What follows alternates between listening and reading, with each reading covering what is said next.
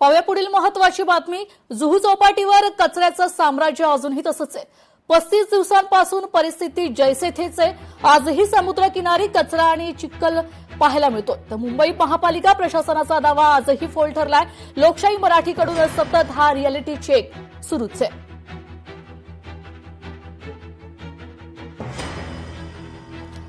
चौपाटीवर 35 दिवसांपासून कचऱ्याचं साम्राज्य जैसे थेच आहे। आजही समुद्रकिनारी कचरा आणि चिखल पाहायला मिळतोय। मुंबई महापालिका प्रशासनाचा दावा सततचा फोल ठरत असल्याचं पाहायला मिळतंय। लोकशाही मराठीकडून हा रिअलिटी चेक 35 दिवसांपासून सध्या सुरू आहे। आपले प्रतिनिधी मीनाक्षी म्हात्रे आपल्यासोबत थेट जुहू चौपाटीवरून जोडल्या गेलेल्या आहेत। मीनाक्षी, आपण पाहतोय खरं तर एक महिना उलटून गेला, या परिस्थितीचा आढावा आपण घेतोय, अजूनही कारवाई होत नाहीये। हा खरं तर निष्काळजीपणा आहे की प्रशासनाच्या यंत्रणाचा समन्वयाचा अभाव आहे? खरं तर तेजल, मागच्या महिन्याभरापासून ही सत्य परिस्थिती वारंवार आपण प्रेक्षकांना दाखवत आहोत आणि महापालिकेच्या नजरेत आणत आहोत। पण महापालिका अजूनही आपण पाहतोय की गाढ झोपेमध्ये आहे का, हा प्रश्न असा उपस्थित होतोय। कारण आजही आपण पाहिलं तर 35 दिवस आज होत आहेत। लोकशाही मराठी म्हणून आपण दर दिवशी या परिस्थितीचा आढावा घेत आहोत। जुहू चौपाटीवरती मागच्या महिन्याभरापासून जो कचऱ्याचं साम्राज्य पसरलेलं आहे तसाच आजही आपल्याला पाहायला मिळतोय। माझ्या मागची जर दृश्य आपण पाहिली तर संपूर्णतः जुहूच्या समुद्रकिनारी आजही तितकाच कचरा आपल्याला पाहायला मिळतोय। विशेषतः आता जर आपण पाहिलं तर या कचऱ्यामुळे जर आपण पाहिलं तर समुद्राच्या किनारी जी वाळू असते ही वाळूच आता दिसेनाशी झालेली आहे। कारण कचऱ्याचा खच इतका आहे की हा कचरा वाळूच्या आतमध्ये जर आपण पाहिलं तर 2 ते 3 फूट खोलवरती एकाच ठिकाणी फसलेला आहे। त्यामुळे ही सगळी परिस्थिती पालिकेच्या लक्षात अजूनही येत नाहीये। कारण पालिका प्रशासन अजूनही झोपलेली आहे। कुठेतरी आपण पाहतोय की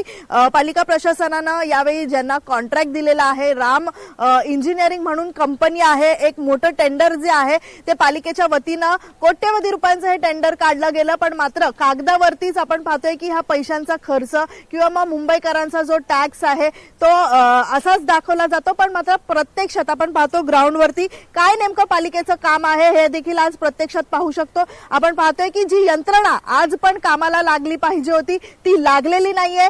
पालिका प्रशासनाकडून वारंवार दावे करण्यात आले, हे दावे आजही फोल ठरतात। खरं तर लाखो पर्यटकांचं आकर्षण आणि आगामी गणेश उत्सवाच्या पार्श्वभूमीवरती अत्यंत महत्त्वाचा मानला जाणाऱ्या या सगळ्या जुहूच्या चौपाटीवरती सध्या कचऱ्याचे भयंकर साम्राज्य पसरलेलं आहे। आणि गेल्या महिन्याभरापासून म्हणजेच आपण पाहतोय की तब्बल आज 35 दिवस होत आहेत जुहू चौपाटीच्या या संपूर्ण किनारी कचऱ्याचा खच कसा पाहायला मिळतोय तसाच पडून आहे। आणि इथे जर आपण पाहिलं तर पालिका प्रशासनाचा संपूर्णतः निष्काळजीपणाचा फटका जो आहे तो नागरिकांना सध्या बसत आहेत। दर दिवशी नागरिक तीच तक्रार करत आहेत, तेच संताप जे आहेत व्यक्त करत आहेत। पण पालिका प्रशासनाला आजही लाज वाटत नाहीये।